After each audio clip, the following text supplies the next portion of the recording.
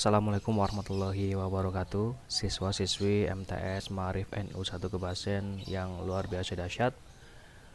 Oke, untuk hari ini saya akan menjelaskan materi yang sudah saya sampaikan di minggu kemarin, ya, yaitu tentang perangkat keras komputer.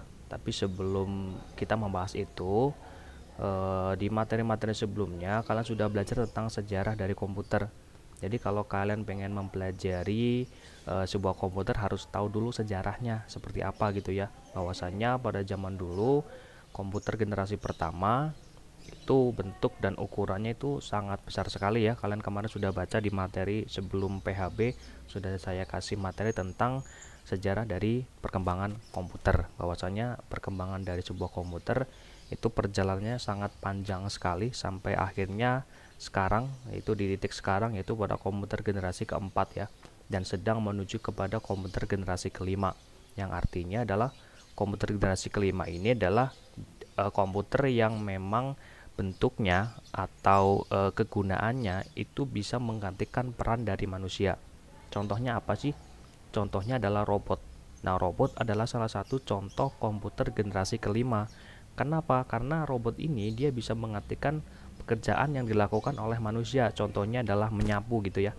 Mungkin kalian sudah pernah dengar bahwasanya sudah ada robot yang bisa untuk membersihkan lantai gitu ya, atau membersihkan kotoran-kotoran, itu sudah ada dan sudah beredar gitu ya.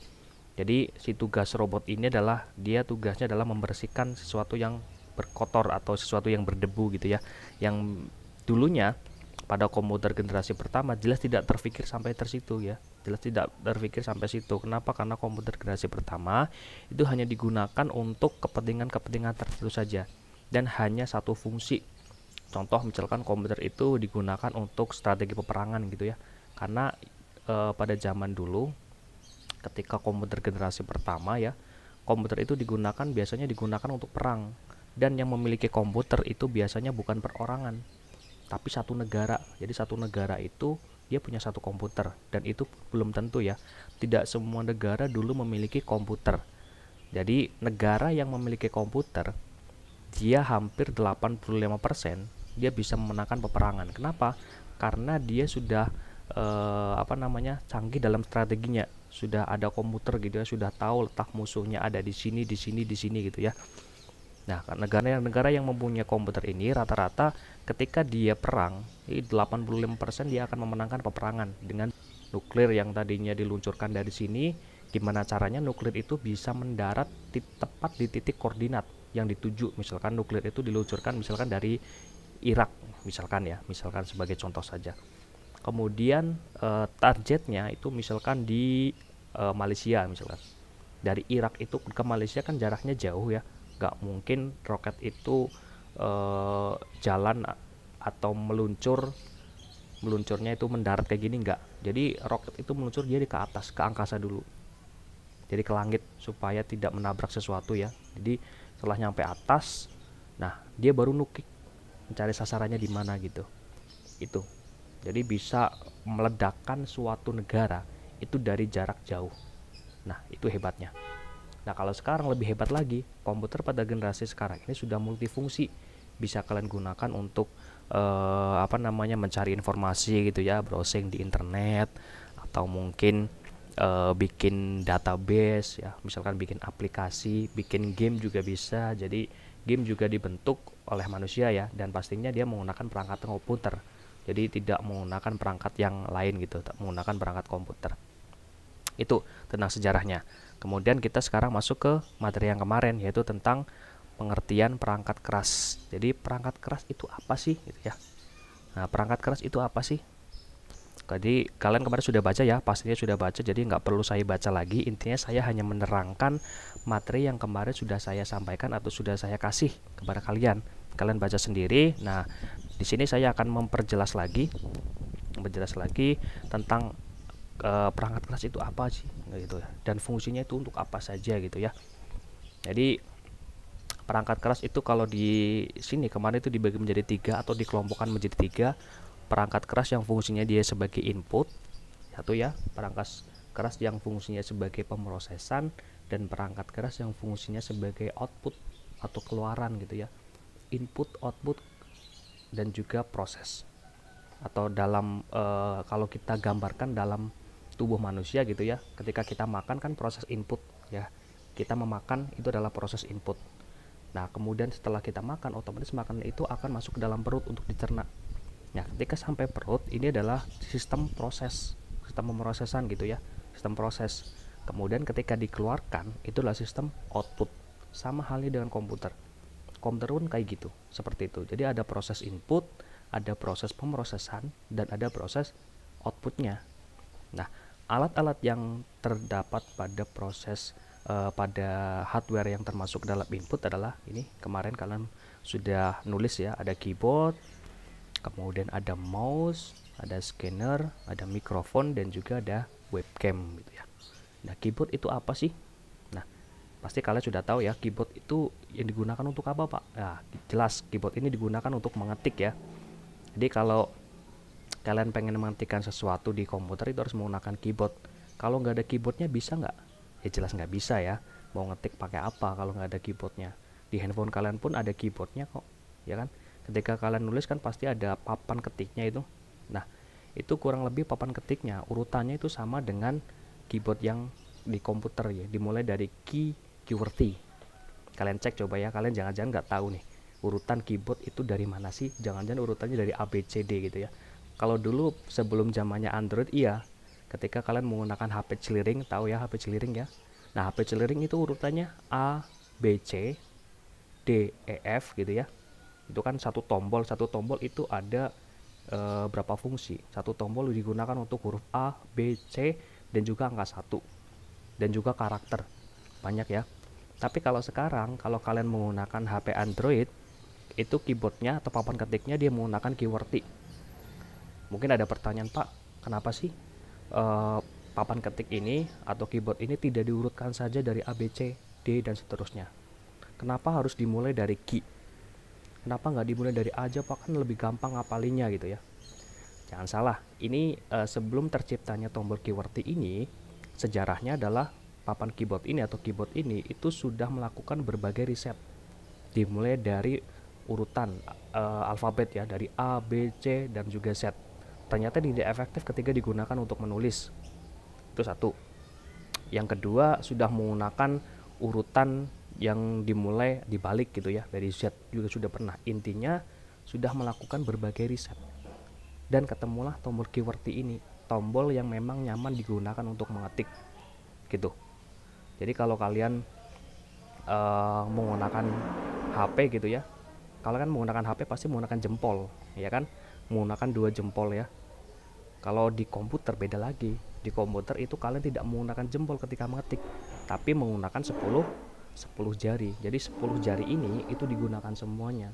Nah kalau kalian menggunakan HP gitu ya, kalian kan pasti menggunakan 2 jari nih, atau menggunakan 2 jempol ya ketika mengetik bisa cepat.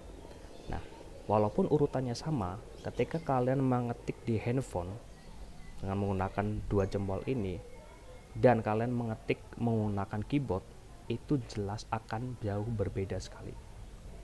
Kalian pasti ketika sudah disandingkan sandingkan keyboard, ketika suruh ngetik pasti cari huruf. Padahal kalian setiap hari itu nulis menggunakan tombol yang sama.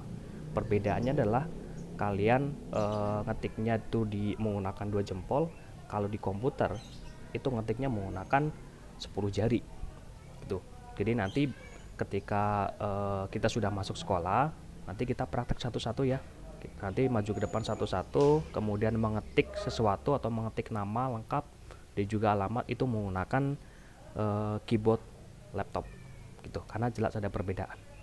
Dan biasanya ketika pertama kali pegang laptop atau pertama kali pegang komputer, itu pasti rasanya agak takut ya, kaku. Aduh Pak, takut salah, takut ini, takut itu gitu. Jadi nggak perlu takut kok. Sama halnya ketika kalian pertama kali punya handphone, pasti ketika mau ngapa-ngapain takut ya, tapi sampai saat ini atau seiring berjalannya waktu itu kalian coba eksperimen terus itu ya, nggak perlu takut lah, nggak apa-apa terus. Nah sama halnya dengan komputer juga kayak gitu. Jadi kalian harus dikenalkan dengan yang namanya komputer dan juga peralatannya apa saja gitu. Itu tentang keyboard ini. Jadi nanti kalau sudah masuk sekolah, kita coba praktek satu-satu menggunakan keyboard ini ya, ketik satu-satu. Kemudian yang kedua itu ada mouse. Nah, mouse ini apa sih gitu ya, digunakan untuk apa gitu. Kalau di Android nggak ada mouse karena memang menggunakan layar sentuh. Di HP kalian itu ketika kalian mengoperasikan handphone atau ketika kalian menggunakan handphone itu kalian hanya menggunakan sentuhan jari gini-gini ya, menggunakan sentuhan jari. Tapi kalau di dalam laptop atau komputer itu nggak bisa, kecuali layar itu memang layar sentuh. Tapi jarang sekali laptop yang menggunakan layar sentuh, walaupun ada, tapi harganya memang mahal gitu ya karena layar sentuh gitu.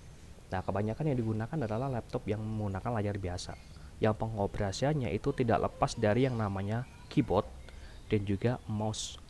Nah, mouse ini bentuknya seperti ini. Ini saya juga menggunakan mouse ini seperti ini, sama ya. Mouse ini digunakan untuk menggerak-gerakkan kursor atau sebagai pengganti ketika kalian menggunakan Android itu menggunakan sentuhan gitu ya. Ini menggunakan mouse. Jadi di dalam mouse itu ada 3 tombol. Nah, ini yang harus kalian perhatikan dan harus kalian pelajari, karena basic ini nanti kita akan gunakan terus menerus, baik di kelas 8 atau di kelas 9 kalian tetap akan menggunakan mengoperasikan ini nih, perangkat-perangkat ini, keyboard dan juga mouse. Jadi kalian harus tahu dulu basic cara menggunakan mouse itu seperti apa. Oke. Nah, di dalam mouse ini ada 3 tombol. Tombol yang pertama adalah tombol yang sebelah kanan ini. Sebelah kanan ya, ingat sebelah kanan, jangan sebelah ini. Sebelah kanan itu disebut dengan klak. Ingat ya, tombol yang sebelah kanan itu cara pengoperasi ketika ditekan itu namanya adalah sistem klak. Sistem klak. Kemudian tombol yang sebelah kiri itu disebut dengan istilah klik. Gitu ya.